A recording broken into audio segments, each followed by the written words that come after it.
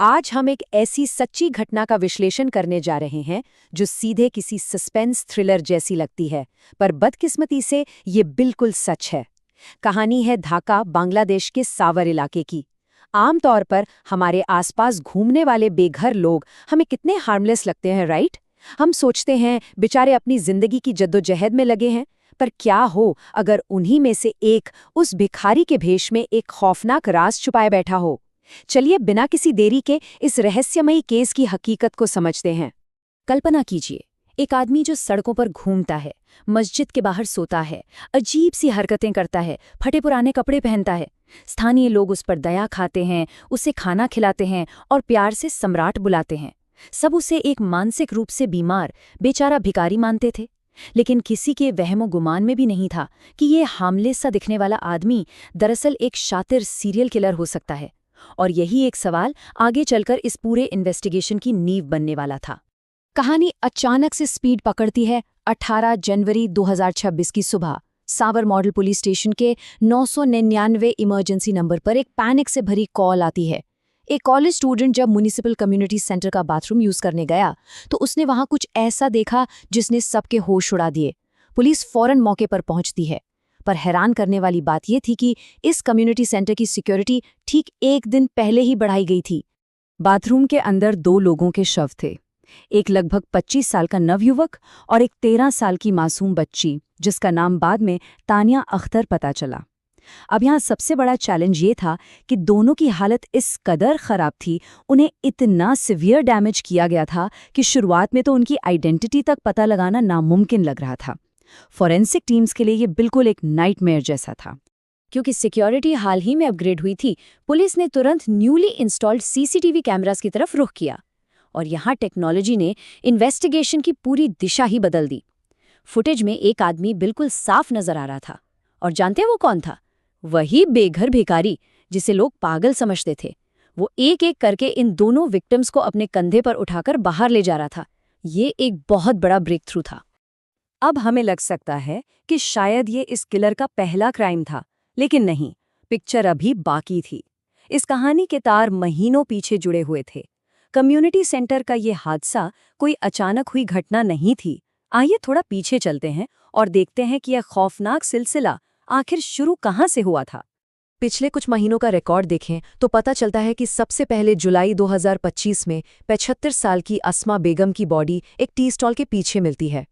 ठीक अगले महीने अगस्त 2025 में कम्युनिटी सेंटर के 2nd फ्लोर पर एक 30 साल के आदमी की बॉडी मिली। फिर अक्टूबर में एक और 30 साल की महिला और दिसंबर आते आते एक 35 साल के आदमी की डेड बॉडी मिली।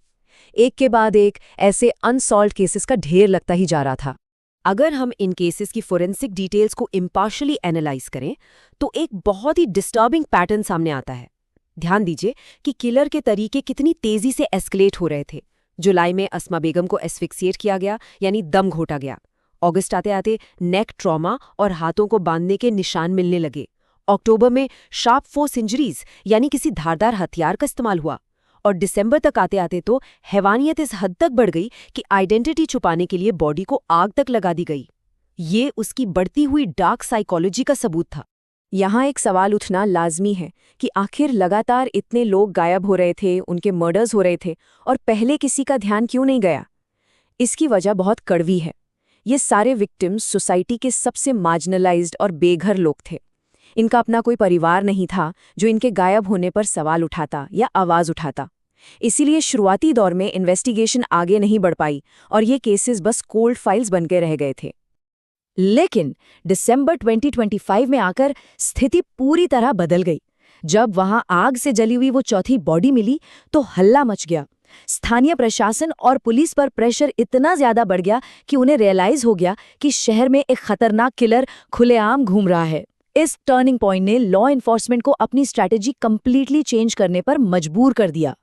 तो आइए देखते हैं कि पुलिस ने आखिर इस खतरे से निपटने की क्या और कैसे तैयारी की। उन्होंने एक बेहद सिस्टमैटिक ट्रैप बिछाया। 1. आसपास के सभी लोगों से डोर टू डोर पूछताछ शुरू की गई। 2.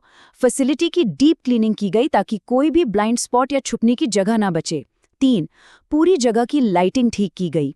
4. म्यूनिसिपैलिटी की मदद से हाई क्वालिटी सीसीटीवी कैमराज लगवाए गए। और सबसे आखिरी और इम्पॉर्टेंट स्टेप, डिटेक्टिव ब्रांच को वहां स्पेशल सर्वेलेंस पर लगा दिया गया। ये एक टेक्स्ट बुक सेटअप था परपेट्रेटर को घेरने के लिए। इन्हीं नई तैयारियों के बीच मर्डर से ठीक 48 घंटे पहले 16 जनवरी की रात एक अजीब सा वाकया हुआ। एक अनोनिमस कॉल आती है और इंस्पेक्टर हिलाल कम्युनिटी सेंटर पहुंचते हैं। वहां रात के अंधेरे में उन्हें वही भिखारी सम्राट दिखाई देता है और उसके पास एक छोटी सी बच्ची थी जो कंबल ओढ़े हुए थी। यही वो 13 साल की तानिया थी जिसके बारे में हमने शुरू में बात की थी। जब पुलिस ने उस मासूम बच्ची से पूछा कि ये आदमी कौन है, तो उसने बड़ी शांति से जवाब दिया, ये मेरा बड़ा भाई है। ये लाइन सुनकर आज हमारा दिल बैठ जाता है, क्योंकि इसमें कितनी बड़ी ट्रेजेडी और आयरनी छुपी है। तानिया मानसिक रूप से थोड़ी कमजोर थी। उसे इस बात का जरा सा भी अंदाजा नहीं था कि जिसे वो अपना बड़ा भाई मान रही है, जिसके पास वो सेफ फील कर रही है, वही उसे अपना शिकार बनाने के लिए कैप्टिव बनाकर रख रहा था। फिर 18 जनवरी को जब वो डिस्टर्बिंग बॉडीज मिली और नए सीसीटीवी का फुटेज स्कैन किया गया तो सारी धुंध छट गई। फुटेज का आदमी और 16 जनवरी की रात को दिखा वो सम्राट बिल्कुल एक ही थे। पुलिस ने 1 सेकंड गवाए बिना तुरंत एक्शन लिया और उसे गिरफ्तार कर लिया। एक हार्मलेस समझा जाने वाला स्थानीय भिखारी दरअसल उन सारे हॉरर्स का अकेला मास्टरमाइंड निकला। अब जो कंपैरिजन आप देखेंगे वो इस केस का सबसे हैरान करने वाला पहलू है। एक तरफ उसका वो पब्लिक भेस था, मौसूर रहमान खान सम्राट, एक बेघर पागल भिखारी जो अजीब कपड़े पहनता था और मस्जिदों के बाहर सोता था, एक गोस्ट की तरह जिसे कोई नोटिस नहीं करता था। लेकिन दूसरी तरफ थी उसकी असलियत। उसका असली नाम था सबूज शेख। यह आदमी कोई पागल नहीं था, बल्कि ये मुंशीगंज का एक एक्सपीरियंस और शातिर क्रिमिनल था जिसका 2014 से एक लंबा चौड़ा क्रिमिनल रिकॉर्ड चला आ रहा था। जब पुलिस ने उसका बायोमेट्रिक डेटा चेक किया तो सच्चाई बाहर आने लगी। पता चला कि साबुज लोहाजांग के मुंशीगंज गांव का रहने वाला था। वो एक मदरसा ड्रॉप आउट था जो ड्रग्स और सब्सटेंस अब्यूज की आदत का शिकार था।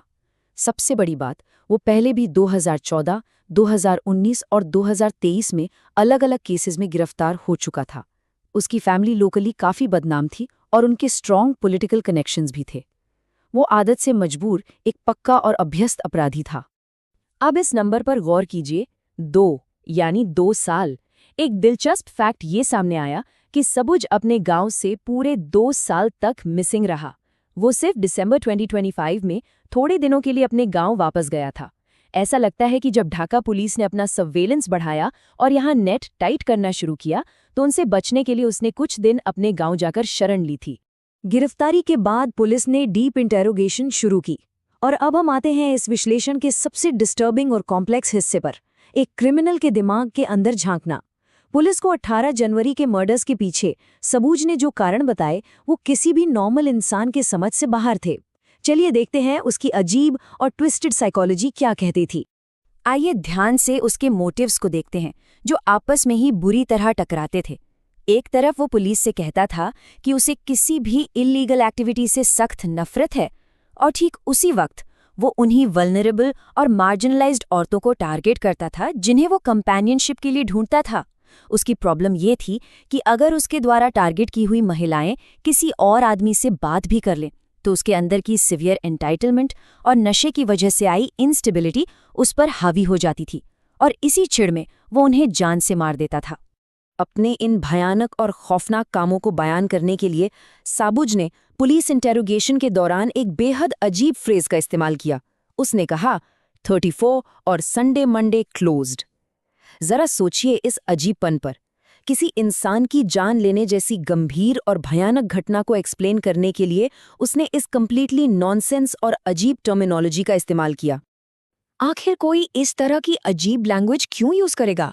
सच बताऊं तो ये अजीब टर्मिनोलॉजी परफेक्टली इलस्ट्रेट करती है उसके दिमाग के अंदर चल रही मेंटल केओस को। इस फ्रेज का किसी भी एंगल से कोई लॉजिकल मतलब नहीं बनता और यही इस बात को साबित करता है कि इन हत्याओं के पीछे कोई कोहेरेंट या रैशनल मोटिव कभी था ही नहीं। लंबे समय से सब्सटेंस अब्यूज और उसकी डीपली डिस्टर्ब्ड मेंटल स्टेट ने उसे हकीकत से पूरी तरह अलग कर दिया था। तो फिलहाल इस इन्वेस्टिगेशन की स्थिति क्या है? सबूत शेख इस वक्त एक हाई रिस्क ऑफेंडर के तौर पर पुलिस कस्टडी में है। स्वार पुलिस ने उस पर सबूत मिटाने और हत्या जैसे कई सीरियस चार्जेस लगाए हैं। पर अथॉरिटीज का ये पक्का मानना है कि ये कहानी अभी यहाँ खत्म नहीं होती। उन्हें पूरा शक है कि डीप इंटेरोगेशन आगे बढ़ने पर इस बंदे के और भी पुराने राज सामने आना बाकी हैं। इस विश्लेषण को समाप्त करते हुए एक बेहद डिस्टर्बिंग और गहरा सवाल हमारे सामने छूट जाता है। अगर एक आड़ी और शातिर मुजरिम पूरे 2 साल तक लोगों की नज़रों के ठीक सामने एक घोस्ट या एक पागल भिखारी बनकर फ्लॉलेसली ऑपरेट कर सकता है बिना पकड़े गए, तो ऐसे कितने और अनसॉल्व्ड केसेस हो सकते हैं जो साइको सम्राट ने उन मिसिंग 2 सालों में अंजाम दिए होंगे।